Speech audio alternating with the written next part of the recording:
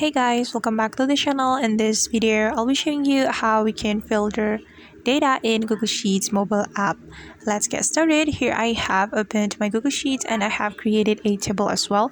And we're going to filter this price column. So the first thing we're going to do is click on the column like this. And after that, we can click on this three dots button on the top right corner of our screen. And then since we want to filter, we can click on create a filter. Alright, and we can start a filter our data by clicking on this button, and then after that we can click on clear right here.